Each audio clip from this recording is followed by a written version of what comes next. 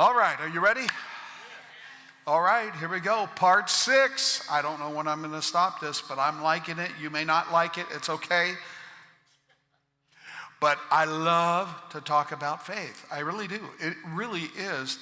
Hebrews 11:6. It is impossible to please God without faith. For if anyone comes to God, he must first believe he is. And he's what? He's what? He's a rewarder of those who diligently seek him.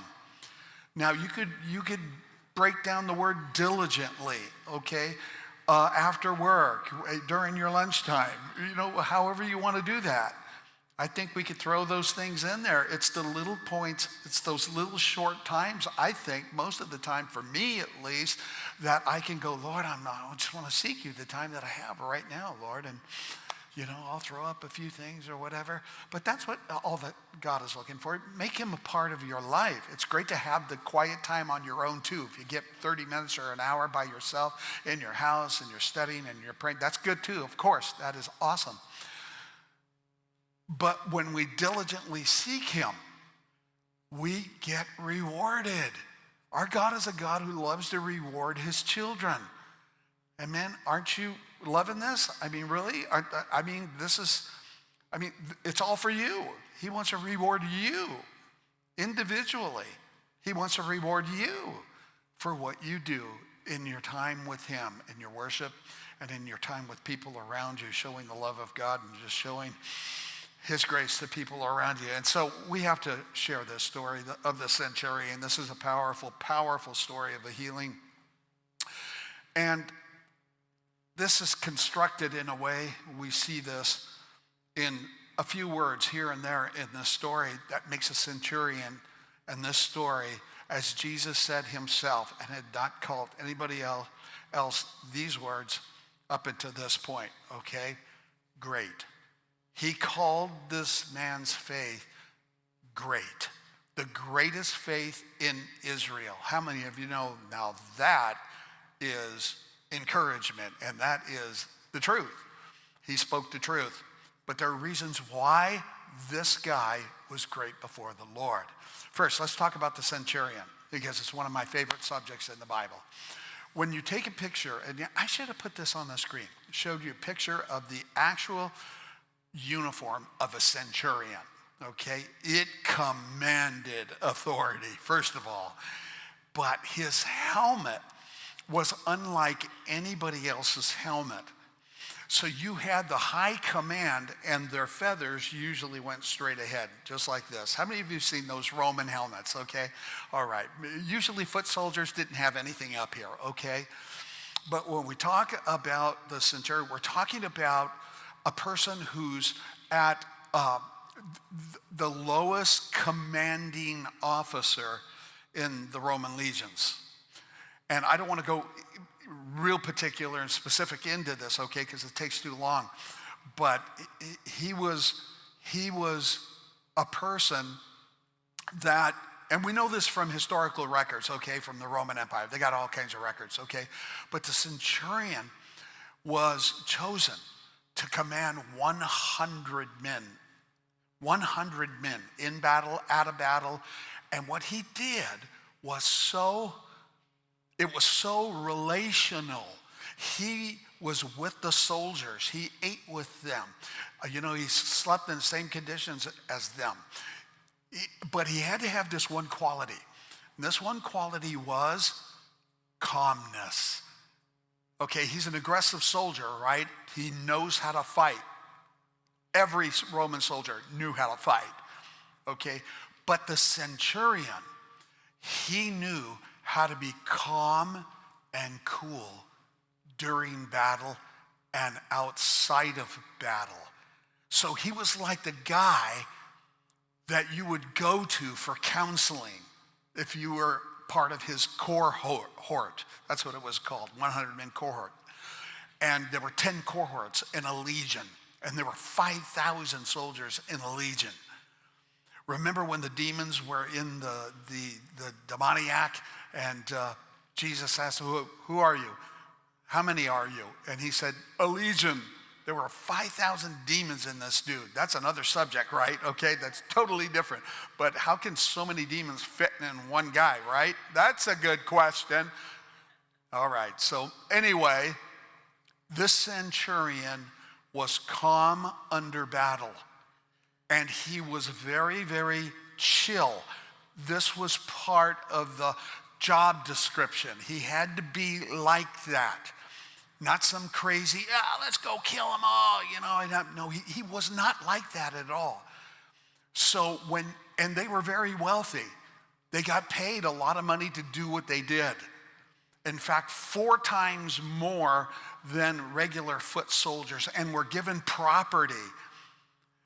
They were given property, and they were career, which meant they usually served about 40 years as a centurion. And the majority of them were not married. They gave themselves to the Roman legion that they were under. They were completely, totally, 100% committed. And so that's just a little background to this guy. Let's start reading Matthew chapter 8, verses 5 to 13. So when Jesus had entered Capernaum, a centurion came to him asking for help. Lord, he said, my servant lies at home paralyzed, suffering terribly. And Jesus said to him, shall I come and heal him? The centurion replied, Lord, here we go. I do not deserve to have you come under my roof. Let's stop. Let that marinate for a second. Because Jesus calls this kind of faith from this man great. Great faith. We're going to learn a lot about this faith this morning. But just say the word, he went on to say, and my servant will be healed. Now, just say the word, and my servant will be healed. Let that marinate for a moment. We're not going to run through these scriptures. I got to tell you that I categorize this as probably the highest form of faith that a person could possess in their lives. Because Jesus said it was great, and he was absolutely amazed by this guy, as we will read in just a moment. But it goes on, listen, it goes on. But just say the word, he said, and my servant will be healed. For I myself am a man under authority, with soldiers under me, and I tell this one to go, and he goes, and I tell this one to come, and he comes. I say to my servant, do this, and he does it. Let that marinate. Sounds a little bossy to me, right? Does it sound a little bossy? Well, it's not in that category. You might call it bossy, right? Like my kids said to me when they were just little, Dad, you're getting too bossy. It cracked me up. My older son said that. I go, yeah, well, just listen, all right? Verse 10, and when Jesus heard this, he was amazed. And he said to those following him, truly I tell you, I have not found anyone in Israel with such great faith. We're going to stop. Now, you heard of the woman with the issue of blood. Was that powerful, you guys? Okay. And you saw faith, real faith operating. She reached out to him. You heard of Jairus and what happened in that situation. And then you get to this Gentile. He's not even Jewish. Even though he's friends with the Jews, and even though he actually built a synagogue for the Jews. I mean, he's kind of in the ball game, but he's not yet truly following. He is a Gentile. And Jesus still says that he has the greatest faith in all of Israel. Man, you got to latch on to this guy right here. Really? He's talking about what at the beginning? He talks about how the centurion, he identifies, and this is really under the first point that we're going to talk about, humility paired with confidence, because this guy is the epitome of this. He is humble, and yet at the same time, he is very confident. Maybe because he's a centurion, right? Maybe that has something to do with it. Maybe I think it does. How about you? I mean, some of you come from different backgrounds. Some of you have some military background. You really understand authority because you know if you do not obey authority, right? If you don't follow through with what you're going to say, I mean, your word is everything in the military. Your obedience is everything in the military. When you truly consider God and who he is, Almighty, you recognize your own unworthiness. That's something that I think a lot of Christians today do not have, and they don't understand. And what has happened in Christianity over the past 2,000 years, especially like 300 years ago when the theologians all started getting where critical faith came into play within Christianity, where you had the theologians who were critical and broke down the Bible, and some was good, some was bad. But somewhere along the line, they developed this doctrine called cheap grace. Cheap grace. And cheap grace is exactly how it sounds. It's God's grace, but it's cheap. In other words, I could do whatever I want, and God's grace is going to cover my life. God's grace is going to kind of like just take care of me. It doesn't matter. You know, I could run off with whomever. I can break the law here, or I could just cheat all the time or lie all the time, and the whole gamut of things. And God's grace is going to cover me to the place where I myself do not have to change my behavior. That's cheap grace. God's grace is going to cover me, but no change of behavior. God's grace can cover me, but no change of behavior. How many of you know what I'm talking about? That is an actual doctrine. And there are a lot of Christians that embrace this mentality. I don't even want to call it a doctrine, okay? Because it's not even biblical. And this centurion proves it. He knows he can't play around here. He knows that he cannot misunderstand who he is talking to. He has identified this man Jesus as God himself, Almighty, or else he wouldn't have said what he said. I don't have to go to your house. You don't have to come to my house. I'm sorry. I'm not even worthy enough to have you come to my house. All you have to do is say the word. You see how deep this becomes? You see how amazing this kind of faith becomes? But today, and I gotta give the comparison and the difference because it's so real. It really is so real today. Most Christians live with this cheap grace thing. They have no fear of punishment. They have no fear of consequences, and you should when you disobey God. But you gotta see God for who he is. You guys, our God is almighty. Our God is almighty. Our God is the creator of the universe. Our God could shake this planet with one word. Our God could bring havoc over this world in one word.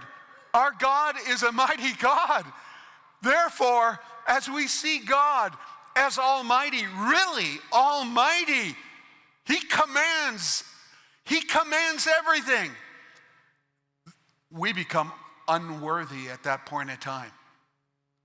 Now, has God made you worthy in Jesus Christ? Yes, he has. He has made you worthy in Jesus Christ. But we're talking about a mentality here. Doctrinally, as the Bible teaches, God has covered you. Yes, he has. And he has made you worthy because of Christ Jesus. But that doesn't mean that you get to do what you want to do. It does not mean that you could slander, that you can gossip, and that you can do even worse than that or less than that, and not realize that God is almighty. That should put fear in your life. It should put fear in your life. Well, God's got me covered. Yes, he's got you covered. But don't go out there playing on the freeway. Because there are cars that are going to be going almost as fast as I do on the freeway. And you got to be careful. I hope you're getting this picture. I hope I'm doing a good enough job to paint you this picture. Because this guy right here, he has clearly got it. He fears God. There is an incredible respect for Jesus Christ here. And there's only one way to look at it. He believes that he is God. Wow. You see, this commander was rooted in the necessity of obedience. His job required this. He had no job unless he got this part down. It necessitated obedience. He was a centurion. He was in charge of 100 men. Life and death on the line, in battle. And man, Jesus is absolutely, he is captivated by this guy's faith. Captivated by this faith. You know, I know a little bit of how this feels. Because when I was in Japan, 4 times I've been to Japan, and the Japanese are very ethnic, well, how can I put it? Their culture is very orderly. And how they respond to hierarchy, like me, a pastor, to them, I am pastor, I am like a big, big authority. That's all I got, the way I got to put it. I'm a special, very, very special person. And so the first trip, I really understood this. I didn't know. I read about the culture. I wanted to be ready. We're going there to evangelize, and we're going there to play sports. We were playing baseball, and I'm not that good of a baseball player. You know, not that good of a baseball player. But anyway, you know, here I am, pastor, and their baseball team is like, first of all, every prefecture, that's what they call their counties, prefectures. Every prefecture in Japan has an arena. Okay, so how many of you guys have been to like softball sign-ups and you've played for adult leagues and all of that? How many of you have ever done that? Okay, in Japan, all of your mitts are quality and they're given to you. All of the bats, every single bit of the equipment is top notch, and they have a stadium in every little prefecture. So you're not playing over there at Bright Park. As nice as Bright Park is, and it really is, it's a nice park. No, they have a stadium for you. Okay? And so here we are, and as soon as I meet these people, they're all, and they don't stop. And I'm going, it's okay, you can stop now. Oh, no, you know, they're just like this. I'm not kidding you. And pastor, you know, they're just like, I mean, really seriously, everywhere I went. And there's this one guy, he's a masseuse. And he came up to me bowing like this. Oh, pastor, I am masseuse. And I found out, like, he one of the best masseuses in that prefecture. and he wanted to do a masseuse job on me. And I said, I was stupid enough to say yes. And I got to tell you, he beat me up. He started with his elbow, man. He stuck that thing in my back. And I was like, oh, I was screaming. I am not exaggerating. I was screaming. I go, this has got to be wrong. This hurts really bad. Oh, no. That's all. Oh, he's still bowing. He's still bowing. I mean, it's the respect, the honor. It is right in your face, and it kind of gets to you after a while. It's like, hey, you didn't bow down enough, right? No, you know, it's just, it's like it pumps you up, you know? And the next day after that masseuse was over, the next day, I couldn't believe how I felt. I felt like a young man. It was amazing. Let's get back to the respect part. Because this centurion, what he did was he laid the ground cover here for this amazing long distance, just say the word, miracle. You got to get these points before the miracle, though, because they're so powerful. He believed that this man was almighty, and he felt unworthy. He felt unworthy. We're kind of sloppy with all of this. If you noticed, I mean, really, seriously, I mean, come on, really. We're kind of sloppy with this stuff. We're like, oh, yeah, I believe God, you know. Yo, give me 5, you know. It's like, I want you to think about this guy and your faith this morning, and the respect and the honor and the fear that he had for the man Jesus. I'm not worthy enough to have you in my house. Oh my gosh, that makes me tremble inside. Wow.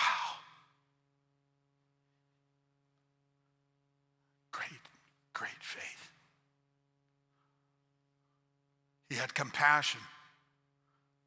And that compassion in his life was a foundation. It was a foundation that he had built from training 100 men. You don't think being a soldier takes compassion? You think it just takes anger, brutality? No, it doesn't. A good cop, a good soldier, a good person has to understand this compassion. His servant, let's just say it what it is, his slave was paralyzed and in trouble physically and close to death. And this hardcore, calm and cool and collective leader of 100 men had the heart for this person. And so, loving God and loving people, we throw that around, don't we? We kind of throw that around too. You know what cheap grace is, you guys, going back to that for just a moment? It's just throwing around this Christian lingo. You just talk it. It's really not. It doesn't affect you. There's not this respect and honor and fear. I want to restore that back in my life. When I read this story this past week, and I've preached this many times, okay? But this past week, something really happened to me. I want to restore this back into my life because I'm not preaching to you guys, without looking at my own life. And I'm telling you, there is something about this man. Jesus doesn't flippantly say, oh, by the way, you're the great. You're the greatest, bro. You know? Jesus said, this is the greatest faith I've seen in all of Israel. All of Brighton, Broderick. All of West Sacramento. This kind of faith. This faith that has compassion passion and love. Wow. And then he says this. This guy didn't need any physical proof at all that who he was talking to could actually perform this miracle. He needed no proof at all. Man, that really is amazing. Well, everybody else, virtually everybody else, Jesus talked to, they were like, hey, show us a sign that you're the Son of God, all right? That you're not some chump, you're some phony. Because there were a lot of phonies back then. Just show us. Not this man. Not this man. Now, all you have to do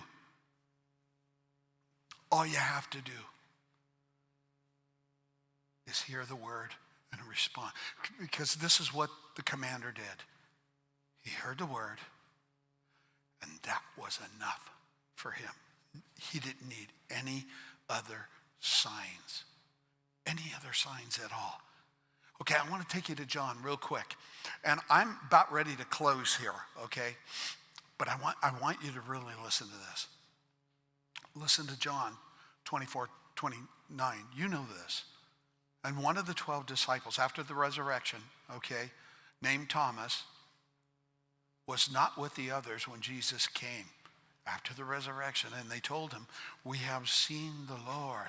But he replied, I won't believe it unless I see the nail wounds in his hands and put my fingers into them and place my hand into the wound in his side. And 8 days later, the disciples were together again. And this time Thomas was with them, and the doors were locked. But suddenly, as before, Jesus was standing among them. Peace be with you, he said. And then he said to Thomas, put your finger in here and look at my hands. Put your hand into the wound in my side. Don't be faithless any longer. Believe. My Lord, my God, Thomas exclaimed. Then Jesus told him, here it is. Listen to it carefully. You believe because you have seen me. Say it with me right now. Blessed. Oh, okay, let's try it again. Okay, ready? Blessed are those who believe without seeing me.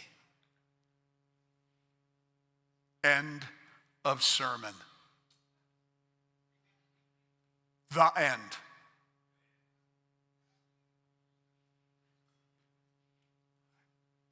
And what a man.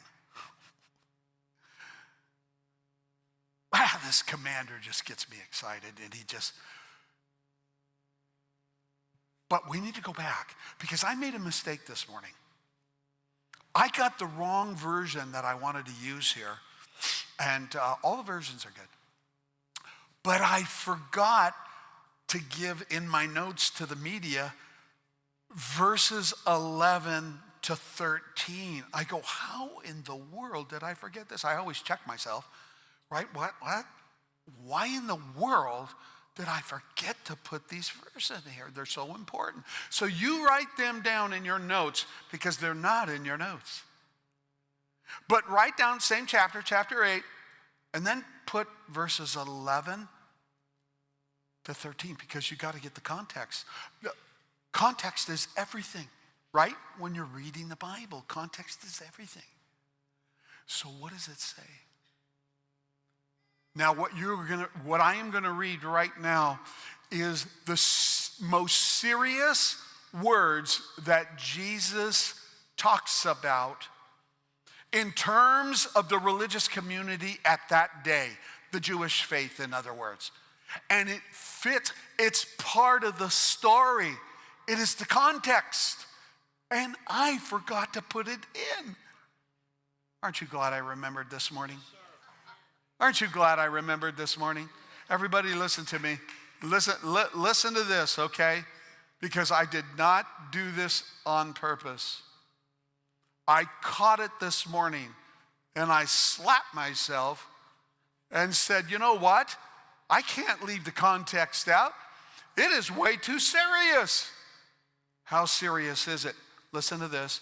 Okay, I'm going to explain it first, okay, because this is going to lose some of you. Because what Jesus does here is he goes off track. Yet, it's the context. It is part of the whole story.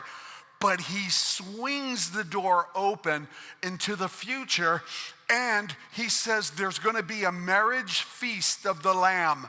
And all of those who have faith like you just got done seeing in the commander are going to feast at that table with me. However, the ones that do not get this, let me read it. Here it is. You ready? Drum roll. I say to you that many will come from the east and from the west and will take their places at the feast with Abraham. Guess who's going to be at the feast, you guys? Abe, Isaac, and Jacob in the kingdom of heaven. But the subjects, now the word subject there is a Hebrew word for son. And it's a reference to the sons of God, Israel. So he says, and will take place at the feast of Abraham, Isaac, and Jacob in the kingdom of heaven. But the subjects of the kingdom will be thrown outside into darkness, where there will be weeping and gnashing of teeth. Then Jesus said to the centurion, go, let it be done just as you believed it would. And his servant was healed that moment. Now, why would Jesus throw in the feast? Because that's after the second coming. And you know, wow, we're talking about essentially the end of time as we know it. We're beginning a new world. But why would he throw that in the mix here? And I will tell you, it has a lot to do with the faith that was just demonstrated to him. He's got authority. That centurion knew that's Almighty God. He has got authority. All he has to do is speak the word. I know what commanding is all about. And I know my commander above me, when he says something, I do it. You guys getting this? You guys getting this? Wow. Let's go join the army. Right? Right? Has God called us soldiers of the cross for nothing? Come on.